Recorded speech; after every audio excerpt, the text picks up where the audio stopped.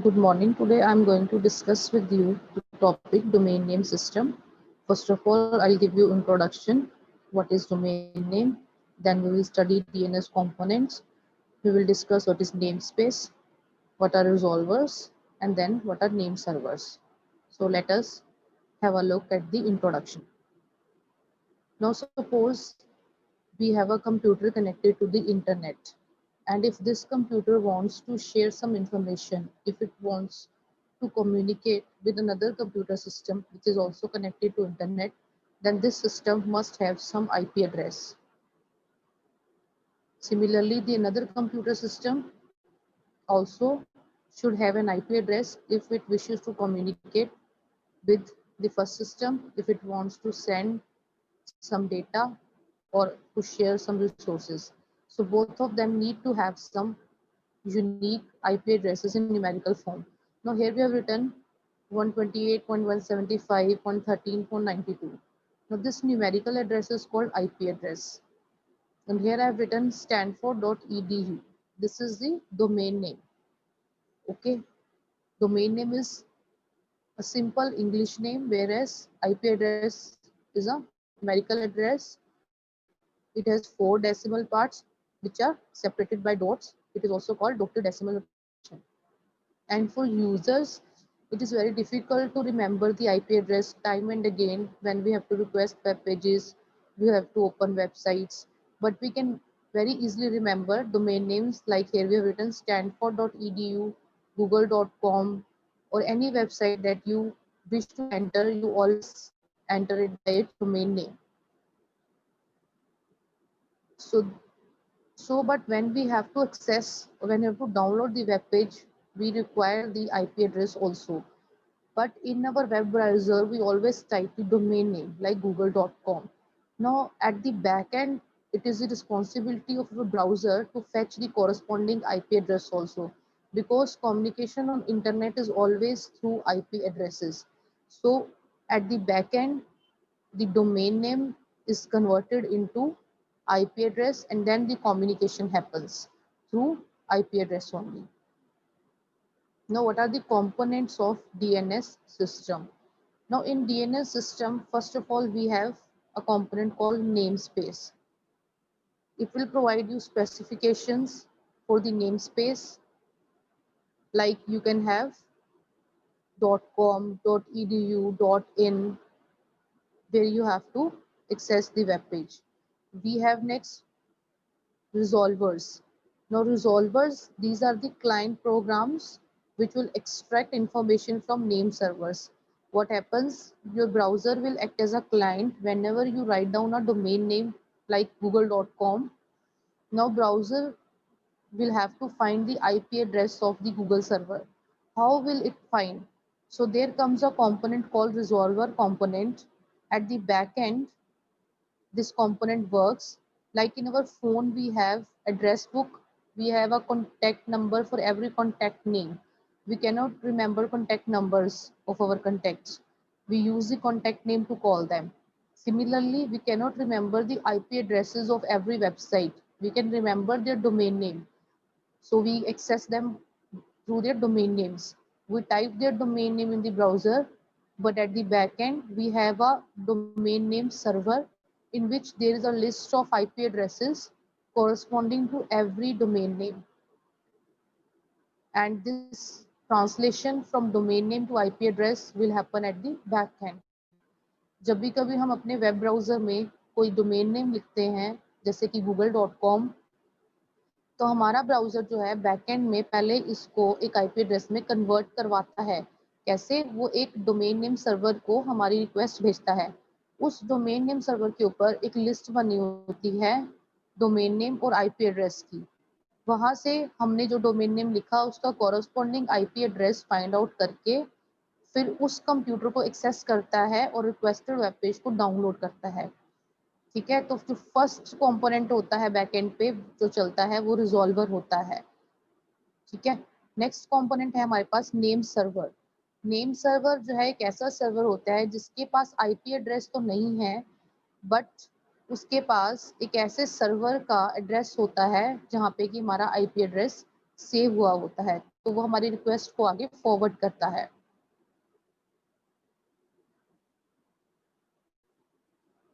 Now we can have different domain names. If we write .com, that is one domain, इसके under हमारी बहुत सारी domains हो सकती हैं। ऐसे ही if we have a domain .edu, इसके अंडर हमारे पास सब डोमेन्स हो सकती हैं। For the country India, suppose we have domain .in, उसके अंडर हमारे पास फर्दर .com, .edu, .gov ये सब डोमेन्स हो सकती हैं। तो इस फर्स्ट कंसेप्ट को हम बोलते हैं नेम स्पेस। डिफाइन करना मीन्स अपनी डोमेन डिफाइन करना। उसके बाद रिजॉल्वर क्या होता है? रिजॉल्वर हमारा फर्स्ट कंपोनेंट होता है जब हमारा ब्राउजर जो है डोमेन नेम की रिक्वेस्ट हैंडल करता है डोमेन नेम सर्वर को, तो फर्स्ट कंपोनेंट उसका जो फंक्शन करता है वो होता है रिजॉल्वर। इसको हम डीएनएस रिकर्सर भी बोलते हैं। ये हमारी डोमेन नेम की रिक्वेस्ट आगे एक नेम सर्वर को भेजता है। उस नेम सर्वर के पास हमारा आईपी एड्रेस तो नहीं होता है, बट उसके पास नेक्स्ट एक सर्वर का एड्रेस होता है जो हमें आईपी एड्रेस दे सकता है। तो वो अपने रिस्पॉन्स में हमें एक सर्वर का एड्रेस भेजता है जिसको रिजॉल्वर फिर से कांटेक्ट कर सकता है। और ये प्रोसेस कैसे होती है? नाउ लेट अस सी। हमारा जो ब्राउजर है, ठीक है, उसने एक सर्वर को रिक्वेस्ट भेजी फर्स्ट स्टेप में। उस सर्वर के पास आईपी एड्रेस नहीं है, बट किसी और सर्वर का एड्रेस है जहाँ पे हमें आईपी एड्रेस मिल सकता है। तो उसका रिस्पॉन्स हमारे क्लाइंट को ये रिटर्न करता है। अब हमारा क्लाइंट जो है वो न्यू सर्वर को अपनी रिक्वेस्ट भेजता है। अगर तो न्यू सर्वर के पास आईपी एड्रेस है तो वो रिटर्न कर देगा, अदरवाइज वो हमें नेक्स्ट सर्वर का एड्रेस दे देगा। तो हम नेक्स्ट सर्वर को रिक्वेस्ट भेजते हैं अपनी, ठीक है। नेक्स्ट लेवल पे हमारी रिक्वेस्ट हैंडओवर हुई। अगर उसके पास उस सर्वर ने भी बोल दिया कि I don't know, then that server will also return you the address of next server. Then you will send your request to next server, and if that server also does not know the IP address of your domain name, then it will send your request to another server, ठीक है। और उस server के ऊपर अगर आपको IP address मिल गया, that means that is your main server. जैसे आपने google.com टाइप किया था अपने क्लाइंट पे, तो google.com का सबसे पहले रिजॉल्वर के पास रिक्वेस्ट जाती है, और रिजॉल्वर जो है step by step next server तक रिक्वेस्ट फॉरवर्ड करता रहता है जब तक कि हम मेन गूगल सर्वर पे नहीं पहुंच जाते और वहाँ पे हमें एड्रेस नहीं मिल जाता। जैसे ही हमें यहाँ पे आईपी एड्रेस रिसीव होता है तो हमारा क्लाइंट जो है वो उस कंप्यूटर सिस्टम को, जो कि इस केस में गूगल का सर्वर है, उसको एक्सेस करता है और वहाँ से पेज डाउनलोड कर लेता है, ठीक है। Now this process can be done in recursive manner also. That means client ने पहले फर्स्ट सर्वर को रिक्वेस्ट भेजी, अब फर्स्ट सर्वर जो है वो क्लाइंट को वापस रिस्पॉन्स भेजेगा सेकंड सर्वर का। इसके बजाय हमारा first server automatically second server को रिक्वेस्ट हैंड ओवर करता है। Then this will hand over the request to third server, which will further hand over it to next server and so on, जब तक कि हम गूगल के server तक नहीं पहुंच जाते, ठीक है। तो पहले हमने जो रिक्वेस्ट की थी उसको आइटरेटिव रेजोल्यूशन बोलते हैं। उसमें हर लेवल के ऊपर सर्वर जो है वो नेक्स्ट सर्वर का एड्रेस हमारे क्लाइंट को रिटर्न करता है, और फाइनली क्लाइंट ही जो है वो डेस्टिनेशन सर्वर को एक्सेस करता है। लेकिन ये जो रिकर्सिव रेजोल्यूशन है, इसमें क्या है, हर सर्वर नेक्स्ट सर्वर को खुद कांटेक्ट कर रहा है और रिक्वेस्ट फॉरवर्ड कर रहा है। तो जो फाइनल सर्वर है हमारा गूगल सर्वर, ठीक है, अब वो क्या करेगा, रिस्पॉन्स रिटर्न करेगा one by one to the successive servers, और फाइनली जो है ये रिस्पॉन्स सभी सर्वर्स के थ्रू पास करता हुआ हमारे क्लाइंट तक पहुंचेगा, ठीक है। So this is known as recursive resolution. तो ये दो तरह की प्रोसेसेस हैं जिसके थ्रू तुम्हारा आईपी एड्रेस ट्रांसलेट हुआ है डोमेन नेम से आईपी एड्रेस में। जो तुमने क्लाइंट में किसी भी वेबसाइट का डोमेन नेम लिखा था उसको आईपी एड्रेस में बैकएंड में ट्रांसलेट किया गया है डोमेन नेम सिस्टम का, जो ये कंपोनेंट है रिजॉल्वर और कॉम्बिनेशन ऑफ सर्वर्स, इनको यूज करके ये जो ट्रांसलेशन परफॉर्म की गई है, उसके बाद तुम अपना रिक्वेस्टेड वेब पेज जो है वो एक्सेस कर सकते हो। अब हमारा जो नेम सर्वर है उसका अगर हम आर्किटेक्चर देखें, जो मतलब हमने सर्वर्स यूज किए हैं, कॉम्बिनेशन ऑफ सर्वर्स हमने यूज किए हैं, what is the architecture of those servers. Her server के पास एक अपनी कैश मेमोरी होती है जिसमें वो most requested web pages and mostly requested IP addresses और कॉरस्पॉन्डिंग डोमेन नेम्स वो स्टोर किए होते हैं।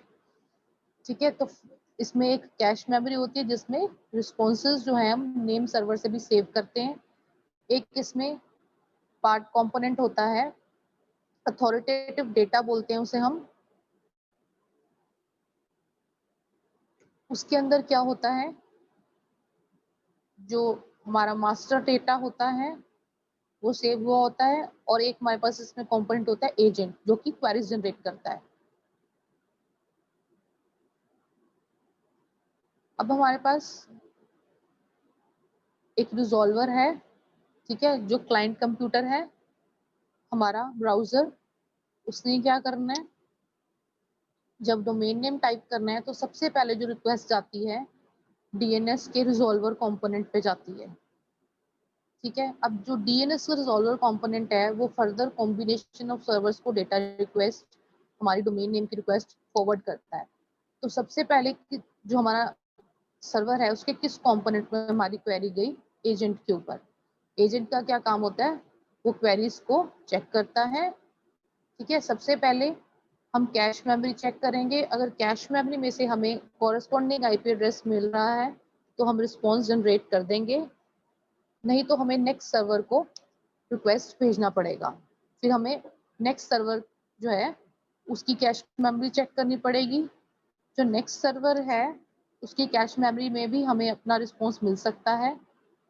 हमने वहां पे रिक्वेस्ट भेजी अपनी क्वेरी रिजॉल्वर के थ्रू, नेक्स्ट सर्वर के एजेंट पे क्वेरी भेजी, उसके कैश में चेक किया, अगर उसकी कैश में डेटा अवेलेबल है तो वहां से जो है वो एजेंट आपको रिटर्न कर देगा। अदरवाइज आपको नेक्स्ट सर्वर के ऊपर जो है रिक्वेस्ट जो है आपकी फॉरवर्ड हो जाएगी, और नेक्स्ट सर्वर में से आपको रिस्पॉन्स अगर मिल जाता है it's well and good, otherwise again your request is hand over to another server. दूसरे सर्वर के भी फर्स्ट ऑफ ऑल आप एजेंट कंपोनेंट में क्वेरी अपनी चेक करते हो, अगर वहां पर आपको कैश में से रिस्पॉन्स मिल जाता है तो रिटर्न हो जाएगा आपको, otherwise again it will be hand over to another server. Now you can look at the block diagram that how these functions are happening. सबसे पहले जो हमारा यूजर है वो क्लाइंट में कोई ना कोई डोमेन नेम टाइप कर रहा है। ठीक है, जिस वेबसाइट को ओपन करना चाहता है या जिस वेब पेज को ओपन करना चाहता है वो टाइप कर रहा है। तो हमारा जो ब्राउजर है वो इस डोमेन नेम के थ्रू वेब पेज को नहीं खोल पाता, उसको आईपी एड्रेस चाहिए होता है। तो ये सारी प्रोसेस जो है जो डोमेन नेम को आईपी एड्रेस में कन्वर्ट करने की है ये बैकग्राउंड में चलती है। ठीक है, बैकग्राउंड में हमारे पास एक डोमेन नेम सर्वर होता है जिसमें फर्स्ट कंपोनेंट होता है रिजॉल्वर, उसके अलावा इसके पास नेम सर्वर्स के कॉम्बिनेशंस होते हैं, देयर मल्टीपल नेम सर्वर्स। ठीक है, तो ये जो कंपोनेंट्स हैं ये सारे क्या करते हैं, डोमेन नेम को आईपी एड्रेस में कन्वर्ट करते हैं, जिससे हमें डेस्टिनेशन मशीन का आईपी एड्रेस पता लग जाता है।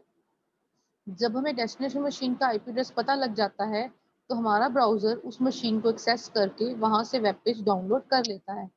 अब ये प्रोसेस फंक्शन कैसे करती है, जब हमने डोमेन नेम लिखा google.com तो हमारे ब्राउजर ने डीएनएस सिस्टम को ये डोमेन नेम पास कर दिया, और पहला कंपोनेंट जो होता है डीएनएस सिस्टम का रिजॉल्वर होता है। रिजॉल्वर क्या करता है, अपनी कैश मेमोरी में चेक करता है कि क्या मेरे पास google.com सर्वर का आईपी एड्रेस पड़ा है। अगर उसके पास होता है तो वो रिटर्न कर देता है ब्राउजर को गूगल का आईपी एड्रेस, और यहीं से आपका वेब पेज डाउनलोड हो जाता है।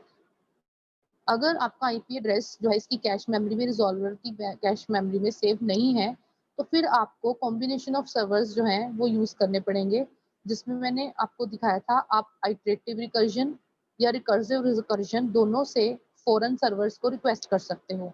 तो रिजॉल्वर क्या करता है, नेक्स्ट लेवल के सर्वर को रिक्वेस्ट भेजता है। ठीक है, जो नेक्स्ट लेवल का सर्वर होता है अगर उसके पास लिस्ट है डोमेन नेम के कॉरस्पॉन्डिंग आईपी एड्रेसेस की तो वो जनरेट कर देता है रिजॉल्वर को, और रिजॉल्वर अपनी कैश में स्टोर कर लेता है। लेकिन अगर जो नेक्स्ट सर्वर है जिसको हमने कॉल किया है रूट सर्वर, अगर उसके पास आईपी एड्रेस की लिस्ट नहीं है तो वो क्या करता है, वो हमारी रिक्वेस्ट आगे हैंड ओवर कर देता है किसी और फॉरेन सर्वर को जिसके पास आईपी एड्रेस की लिस्ट हो सकती है। ठीक है, नेक्स्ट लेवल डोमेन सर्वर को वो हैंड ओवर कर देता है request. Now if next level domain server is having the IP address, it will return it back to the resolver, which will store it in cache. But if it is not found in next level domain server, then it will hand it over to next foreign server, final server, and collect the address from there. और web server के ऊपर हमारे पास एक authoritative server होता है जिसको हम dictionary के फॉर्म में ले सकते हैं। उसके ऊपर हर डोमेन नेम के कॉरस्पॉन्डिंग आईपी एड्रेसेस पड़े होते हैं। तो अल्टीमेटली हमारी जो रिक्वेस्ट है रिजॉल्वर से होकर अथॉरिटेटिव सर्वर पे जाती है और वहाँ से हमारा आईपी एड्रेस जो हमें रिटर्न होता है। फिर रिजॉल्वर उसको अपनी कैश में स्टोर कर लेता है कुछ टाइम के लिए और वहाँ से हम एक्सेस कर सकते हैं अपना वेब पेज। जब हमारे पास आईपी एड्रेस आ गया है तो हम अपना वेब पेज डाउनलोड करके उसको एक्सेस कर सकते हैं। ठीक है, so this is how the conversion takes place. और इस कन्वर्जन को जो कि डोमेन नेम से आईपी एड्रेस में ट्रांसलेशन हो रही है, इसको हम डीएनएस लुकअप कहते हैं। यूजर ने एक क्वेरी की, कैश में चेक किया, रिजॉल्वर में लुकअप किया, अगर वहां से उसको रिस्पॉन्स मिल गया तो वेल एंड गुड, अदरवाइज जो क्वेरी है वो फॉरेन नेम सर्वर पे जाती है। ठीक है, और फॉरेन नेम सर्वर जो है अगर उसके पास रिस्पॉन्स है तो वो रिजॉल्वर को जनरेट कर देगा और फॉरेन नेम सर्वर को further multiple combination of servers को रिक्वेस्ट करना पड़ सकता है रिस्पॉन्स जनरेट करने के लिए। अल्टीमेटली हमारे पास जो रिस्पॉन्स आया है रिजॉल्वर का, वो रिजॉल्वर अपनी कैश में कुछ अमाउंट ऑफ टाइम के लिए सेव कर लेता है और यूजर जो है इस तरह से अपना वेब पेज जो है उसके आईपी एड्रेस के थ्रू एक्सेस कर सकता है। ठीक है, तो डीएनएस के मैसेजेस दो तरह के होते हैं, क्वेरीज जो यूजर ने जनरेट की और रिस्पॉन्स जो सर्वर ने जनरेट किया। और ये हमारा जो हम टीसीपी आईपी प्रोटोकॉल यूज करते हैं उसके ट्रांसपोर्ट हेडर में, ठीक है, हमारे डीएनएस के मैसेजेस जो होते हैं वो सारे सेव होते हैं। ठीक है, we have IP header, we have UDP header, then it is followed by DNS message in our TCP IP protocol headers. There is one form of DNS which is called dynamic DNS. What we have here is clients are accessing each other on the internet through IP addresses. IP addresses are being obtained through DNS server at the back end because user is entering domain names and domain names are being translated into IP addresses and returned back to the client to access the requested web pages. So I hope it is clear to all of you. We have discussed the translation of domain name into IP address, the methods of these translation. We have studied the components of domain name system. We have studied the process of conversion of when you type a domain name in your browser and how it gets converted into the IP address and how we access the web pages. So I hope this is clear to all of you and thanks to all of you for listening.